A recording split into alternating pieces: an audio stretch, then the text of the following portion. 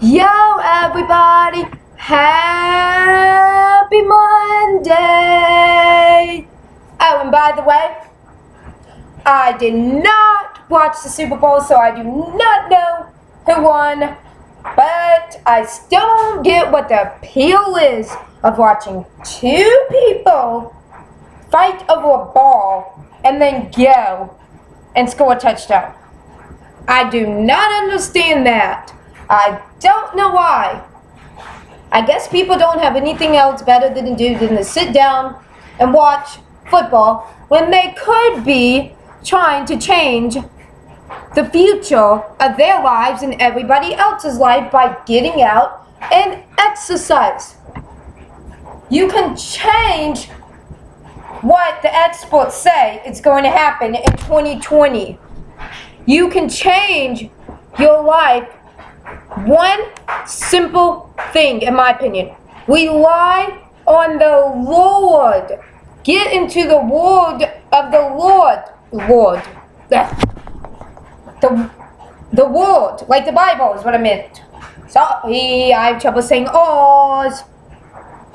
And sometimes you have to reprogram yourself and refocus yourself. Like, why am I putting so much empathy on a guy and a man for that matter? And empathy means it's all you can think of. It means you obsess over it. But love does some strange things to you. Not that I'm in love, because I don't even know this guy. But I love his personality and I love the way he looks. But most of all, I love everything about him so far. And I love the way that he's kind of shy. I have no clue on what I'm doing here with this guy. All I know is I shouldn't be putting so much empathy on him. I should refocus on my goals, which I am, but boys can be distracting. Anyways, and you know a way to refocus your mind? Don't tell yourself you can't do something. If you want to go run a marathon in 3 hours and 24 minutes or more, write it down. Say, I am going to run a marathon in 3 hours and 24 minutes. Say it in the mirror. Even if you have to do it 1,000 times. If you want to get a guy to like you, or you want to believe that he's going to like you, instead of saying, I'm not pretty enough, why don't you change that and say, I have a great personality. And you got to say it with enthusiastic. That means you got to believe it. That means you got to do what I'm doing right now. That means you got to put it in your heart. That means you have to say it. Even if you have to say it 1,000 times. Even if that's all you do is when you come home from work or whatever you're doing, is you just sit there and write. I will do a marathon in 3 hours and 24 minutes. 1,000 and a billion times. If that's all you do, or if all you do is read the Bible too. That is how, in my opinion, you change your life, is by relying on God for everything. In case you're wondering why I'm not exercising, I still do exercise. I'm just trying to not show you guys my body parts and everything anymore.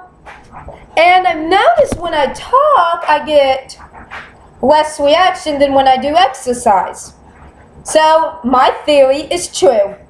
People go on YouTube to watch other people and to see their body and to see how stupid they're acting.